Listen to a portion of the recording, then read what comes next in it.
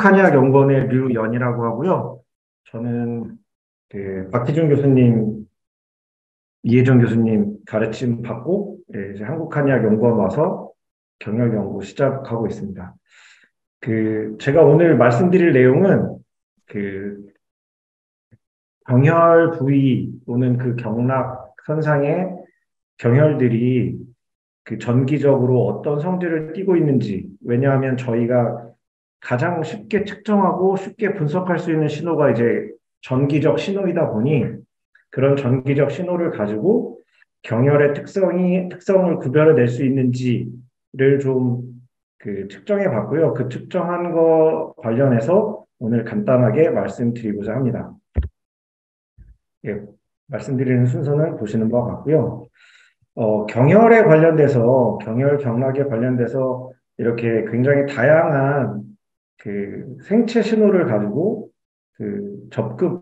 특성을 파악하려고 했던 연구들은 되게 많았어요. 여러분들도 지금 뭐 다 하시는 분야들도 그렇고, 이 생체 신호를 가지고 뭐 고유관절염이라든가 아니면 섬유통증 이런 것들, 그 다음에 뭐 요통 이런 것들을 가지고 생체 신호의 변화를 가지고 그것을 측정을 해내고 그리고 경혈을 자극함으로써 그것이 어떻게 변화되는지 그거 변화되는 거를 조금 더 정량적인 값으로 제시하기 위해서 다양한 연구들이 그동안 진행되어 왔다는 건 여러분들도 더 잘 아실 거예요. 뭐 최근 2010년도 이후로는 뭐 신경과학적인 방법이라든가 방법에서 아데노신 같은 경우에 진통 기전에 관여한다는 것, 그 다음에 이렇게 fMRI 가지고 뇌의 어떤 특정 부위의 변화가 경혈 자침 전후로 어떻게 변하는지에 관련해서 통증에 어떤 기여를 하는지 이런 것들이 많이 보고가 되고 있습니다. 그러나 이제 여러분들 잘 아시다시피 전기적인 신호를 생체적인 신체 신호를 가지고 연구를 접근하는 게 굉장히 간헐적으로 이루어져 왔는데요. 그 이유를 잠깐 살펴보면 몇몇 제한점이 있었다고 그동안 제가 판단이 들어요. 실질적으로 2000년 초반에 저희가 어떤 생체 신호를 그게 뭐 전기 신호든 어떤 특정 신호를 측정해서 그 값을 가지고 경혈 특성을 논하기에는 그때 당시 장비나 이런 것들이 측정값을 따라가 주지 못했어요. 2004년도만 하더라도 저희가 이제 이 전기적인 신호 측정에서 데이터를 모을 때 한 30분 정도 측정한 데이터 값이 한 30메가바이트 정도 됐었거든요. 지금은 30메가바이트 정도 되는 게 뭐 별거 아니지만 그때 당시만 하더라도 한 번 측정할 때 30메가바이트면 10번 측정하면 300메가고 그런 것들이 뭐 10명, 20명 되면 이 데이터를 감당할 수 있는 상황이 아니었어요. 그리고 그런 데이터를 처리할 수 있는 하드웨어도 충분히 따라오지 못하고. 그래서 그런 것들을 조금씩 극복하고자 다양한 방법들이 시도되어져 왔는데요. 그러면서 이제 이렇게 임피던스나 아니면 뭐 각 포인트에서의 어떤 저항값 아니면 임피던스 값, 그다음에 전이차 값을 해서 여전히 제시를 하고 있었지만 그런 어떤 기계적인 측정 한계 그리고 그것들을 실시간적으로 측정했을 때의 어떤 시스템 문제점들 때문에 여전히 그 연구 결과가 한계가 있었던 거죠. 왜냐하면 실시간으로 측정해서 어떤 특정 구역 값을 계산해서 제시하기에는 많은 방법들이나 시스템들이 도와주지 못했거든요. 그래서 이제 그런 제약들을 조금씩 벗어나기 시작했던 것들이 이제 새로운 다층 채널, 그리고 다층 채널에서 들어오는 실시간 값들을 처리할 수 있는 하드웨어가 뒷받침되면서 이런 연구들이 조금 더 탄력을 받기 시작했다라고 생각이 듭니다. 본 연구를 시작했던 목적은 뭐냐면, 여러분들이 훨씬 더 잘 아시겠지만, 어떤 특정 기의 방향, 특정 어떤 그런 방향을 문헌적으로 제시하는 것들이 매우 드물다고 알고 있고, 그리고 이렇게 어떤 오수열처럼 정형수경합이라고 하는 특정 방향으로, 우리 몸에서 보면 구심성 방향으로 기의 움직임을 설명하는 경우는 굉장히 드문 경우였습니다. 그래서 오수열의 어떤 이런 기의 흐름 방향을 제시하고 있는 것이 과연 그러면 우리가 직접 측정해서도 그런 관측값이 나올 수 있을까라고 하는 그런 기대를 가지고 오수열을 가지고 측정을 시작했어요. 그리고 또 오수열이 여러분들도 잘 아시겠지만 슬관절 이하에 존재하기 때문에 어떤 전극을 붙인다든가 어떤 센서를 가지고 이용해서 신호를 측정하기가 굉장히 용이한 부분이 있습니다. 머리 부위나 체간 부위 같은 경우에는 실질적으로 그 경혈 위치를 비례적으로 파악하기도 쉽지 않고, 그러나 오수열 같은 경우에는 실질적으로 해부학적 위치나 이런 것들을 봤을 때 조금 더 다른 경열보다는 명확하게 측정할 수 있어서 오수열을 선택해서 오수열의 어떤 특성을 제시하고 있는 그런 표현들과 우리가 관측하는 값들이 과연 얼마나 일치할까에 대해서 저희가 측정을 해왔습니다. 그래서 저희는 그 12개 경락 관련해서 저희가 측정을 했고요. 12개 경락의 오수열을 측정을 했습니다. 12개 경락의 오수열을 측정했고, 그 오수열 측정한 것을 가지고 이제 그 데이터 어널리시스를 통해서 저희가 그 생체 전위 값으로 오수열의 특성을, 일부의 특성을 알게 되어서 이렇게 논문으로 발표하게 되었습니다. 저희가 그 각 경락마다 20명씩 지원자를 받았고요. 그리고 여성과 남성을 동일한 비율로 10명씩 동일한 비율로 하려고 노력을 하였습니다. 그래서 각 경락별로 토탈 240명을 저희가 모았고요. 그 240명 중에 남자가 132명, 여성이 108명, 그리고 일단 나이는 저희가 이거는 이제 취약한 피험자일 수도 있는데 그 학생들을 위주로 일단은 측정을 했어요. 그리고 이 연구의 어떤 그 한계일 수도 있는데 과연 이 건강한 사람을 대상으로 측정했을 때 과연 의미가 있을까라고 하는 것에 대한 것들은 우리가 계속적으로 좀 생각해 봐야 되지 않을까라고 생각도 들면서 반면으로는 우리가 어떤 그 변화값을 얘기할 때 가장 중간값을 얘기할 때 어떤 게 정상값이냐, 어떤 게 노말값이냐라고 하는 그 논란이 굉장히 많이 되어지고 있는데요. 그런 이유 때문에 가장 먼저 저희는 정상인이라고 하는 어떤 범주를 대상으로 오수열의 생체 전이를 측정하게 되었습니다. 그래서 저희가 단순하게 뭐 이렇게 최대한 어떤 그 발병이나 이런 거에 대해서 특히 이제 그 수술 같은 이력이 최대한 배제될 수 있도록 그 임상연구 초반 사람들을 피험자를 모집할 때 신경 썼던 부분 중에 하나입니다. 지금 얘는 이렇게 이렇게 보여드리는데 이렇게 이제 이거는 권호상 교수님이 그려주신 건데요. 예, 이렇게 해서 오수열을 표시하고 그 오수열에다 전극을 붙이고 그 바로 옆에다가 최대한 다른 경락과 겹치지 않은 거리에서 그 비경혈점을 중심으로 하여 전이차를 측정을 하였습니다. 이 전이차를 측정하기 위해서 저희가 고안한 측정 장비고요. 처음에는 이렇게 이제 다층 채널을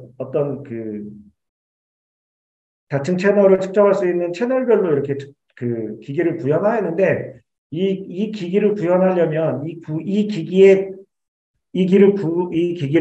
구동할 수 있는 특정 프로그램들이 필요했어요. 그래서 처음에 시작할 때는 이걸 저희가 이런 것들이 이제 마련되어 있지 않아서 저희가 이 기기를 이제 다른 학교와 공동 개발을 하였는데 이 이후에는 그 유니버설 서버, 그러니까 그 아날로그 디지털 컨버터로 뭐 다양한 그 제품들이 나와 있는데 그런 제품들을 통해서 저희가 그 12개 이상 채널을 구동하면서 저희가 측정을 했고요. 그리고 이때 측정했던 이 전극은 저희가 요즘에는 이런 PCB 전극들이 많이 나와 있는데 이때는 이런 전극들이 없었어요. 그래서 이런 전극을 저희가 직접 제작해서 그 골드 디스크 전극을 만들어서 직접 제작을 해서 사용을 하였고요. 일단 항온항습이 되는 방에서 30분 동안 적응을 시킨 다음에 그 30분 이후에 10분 간격으로 자침과 발침 그리고 이런 것들을 그 구간을 나눠서 생체 전위를 측정을 하였습니다. 샘플링 레이트는 초당 100개를 받는 방법을 선택을 하였습니다. 이런 그 30, 총 이렇게 한 1시간가량, 1시간가량 저희가 이제 측정을 하였는데요. 이 1시간가량 측정한 값을 이제 그대로 데이터를 사용할 수 없으니 그 로우 데이터를 어떤 특정 이렇게 t는 값들을 좀 제거를 하고 그리고 특정 어떤 값으로 수정할 수 있게끔 그 노멀라이즈 데이터를 가공을 하였습니다. 그리고 나서 저희가 이제 이렇게 베리어빌리티를 이제 측정을 했는데요. 이 베리어빌리티는 기존에 있는 그 값들은 기존에 있는 베리어빌리티는 이렇게 그 어떤 공간의 분산 값들에 대해서 많은 대부분의 정보를 취급을 했어요. 근데 이제 이렇게 하다 보면 뭐 어떤 문제들이 있냐면 몇몇 문제들이 생기는데 이제 결과적으로 이 값을 보면 전체적인 변화량은 이 변화량을 1로 봤을 때 1, 1, 1, 1 그래서 총 변화가 4개죠. 이 변화와 전체적인 이 넓게 변한 값이 실질적으로 베리언스를 보면 동등해요. 동등하지만 실질적으로 스탠다드 데비에이션이나 민 디스턴스를 보면 조금씩 차이가 나거든요. 그러면 이 차이를 어떻게 구별할 수 있을까? 결과적으로 이 공간에서 퍼져 있는 값뿐만 아니라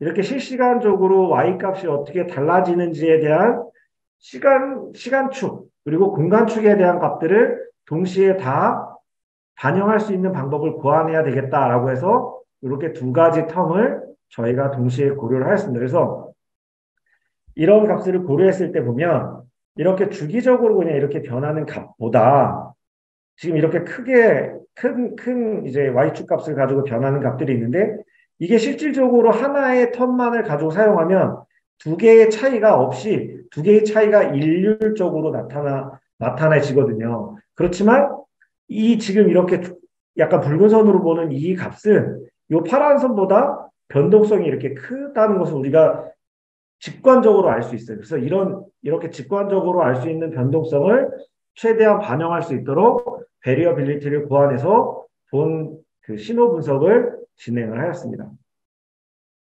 신호 분석을 진행했을 때 이제 정형 수경합에서 조금씩 이제 다른 패턴을 보였는데요. 정형 수경합에서 패턴을 보였던 것 중에 이 파란색은 비경혈점이고요. 이 빨간색이 이제 자침한 경혈 부위에서 나타난 그 전이차입니다. 그래서 바이오 포텐셜이 그러니까 침 자극 후에 정형수 혈에서는 바이오 포텐셜이 증가를 했고, 그 다음에 경합혈에서는 바이오 포텐셜이 감소했다라는 걸 저희가 파악할 수 있었어요. 이게 이제 단순히 어떤 한두 개의 경혈이 아니라 전체 경혈에서 그런 그 경향성을 보였고요. 이걸 이제 베리어빌리티를 가지고 봤을 때 보면 바이오 포텐셜 베리어빌리티가 침 자극 후에 모든 포인트에서 늘어났다라고 하는 건 뭐냐면 그만큼 변화량이 커졌다는 걸 의미해요. 결국 침 자극을 하면 경혈 부위에서의 어떤 전기적 에너지 움직임이 활발해졌다라고 하는 것들을 우리가 이 값을 통해서 알 수 있습니다. 그리고 그렇지만 실질적으로 침자극을 하지 않았을 때는 그 각 경열에서의 전이차 값, 그 베리어빌리티가 거의 변하지 않는 걸 알 수 있어요. 결국 이것은 무엇이냐면 침을 자극하지 않을 때와 침을 자극했을 때는 경혈, 경락, 오수열, 적어도 오수열 범위 안에서는 경혈 부위에서 훨씬 더 많은 활동성, 변동성이 발생한다라는 것들을 저희가 일단 전이차적으로는 정량적으로 확인한 것으로 저희가 확인할 수 있습니다. 그리고 이제 그 경혈과 비경혈 관련해서는 이제 어떤 의미가 있냐면 실질적으로 그 정형수 그 부위에서의 그 바이오포텐셜 부위는 주변의 경혈 부위, 그 경혈을 둘러싸고 있는 주변 부위보다 정형수 경에 있는 바이오포텐셜 값이 조금 더 낮았다. 그런데 정형수 경 합으로 어떤 이렇게 기가 움직인다고 하는 그 방향성에 따라서 점점 기가 큰 합혈로 가면서 바이오 포텐셜이 커진다는 것을 저희가 확인을 했어요. 이제 이런 의미가 무엇이냐고 하면, 우리가 다시 그 잠깐 기억을 되돌려 보면, 정형에서 기가 작게 시작을 해서 그 작게 시작한 기가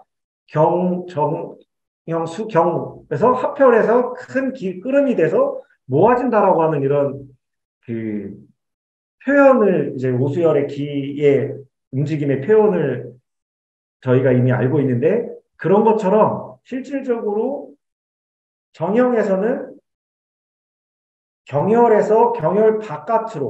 바깥의 부분으로 에너지가 발산하는 형식의 형태가 바이오 포텐셜 에너지 값으로 측정이 됐고 그 값이 점점점 합혈로 가면서 다시 바이오 포텐셜이 수렴하는 방향으로 이렇게 이제 전기 에너지가 측정이 된 거죠. 이것들을 조금 더 그림으로 보면 전기 에너지가 그러니까 이거는 이제 전기 에너지 그 전하가 실질적으로 이 방향으로 이렇게 움직일 수 있는 개연성이 있다라는 것들을 저희가 이 전기차를 가지고 관찰할 수 있었다라는 것들을 여러분들한테 객관적으로 제시할 수 있다. 결과적으로, 어, 정상인을 대상으로 오수열에서 바이오 포텐셜을 가지고 쟀을 때 기존에 제시하고 있던 정형수경합으로 어떤 그 방향성으로 기의 흐름을 표시했는데 만약에 기가 이런 전기 에너지의 속성을 일부 가지고 있다면 지금 우리가 측정한 결과값과 그 운동성을 굉장히 유사하게 설명할 수 있다라는 것들을 저희가 관측할 수 있었습니다. 그래서 여러분 지금 이제 저희가 이 실험을 통해서 간단하게 알 수 있는 건 뭐냐면 일단 경혈은 어떤 특정 경혈을 자침하게 되면 그 경혈과 관계된 경혈들은 어떤 활동성을 가진다. 특히 이제 이 연구에서는 반대측 그러니까 수태음 폐경을 수태음 폐경을 오수열을 측정한다고 하면 반대편 수태음 폐경의 원혈을 자극을 했습니다. 반대편에 자극을 했던 이유 중에 하나는 이 전도체가 어쨌든 전극과 한편에 있는 것보다는 반대편에 있는 게 덜 영향을 끼칠 것 같았고, 그 다음에 이제 원혈을 자극한 이유는 뭐 다양한 이 원혈을 선택한 이유도 그게 큰 근거가 있지 못하는 게 이제 이 연구의 한계점일 수 있는데요. 그 원혈은 이제 굉장히 그 경락의 움직임을 활발하게 해줄 수 있는 어떤 활발하게 해줄 수 있다고 알려진 혈이기 때문에 그 반대편 원혈을 자극해서 전체적인 그 경락을 활성시킬 수 있는 방법을 선택하는 방안으로 그 원혈을 선택을 하였습니다. 그래서 반대편 원혈의 자침에서 오수열의 전기적 특성을 봤을 때 자침을 안 했을 때와 했을 때, 그 자침을 했을 때 전기적 성질을 보면 훨씬 더 활동성이 강화됐고, 그리고 실질적으로 그 활동성이 강화됐을 때 전이의 움직임을 보면 정혈에서 시작해서 하편로 어떤 에너지가 움직이는 것을 우리가 확인할 수 있었다라는 것들을 저희가 제시할 수 있었다라는 것으로 본 발표를 마치도록 하겠습니다. 네, 이상입니다.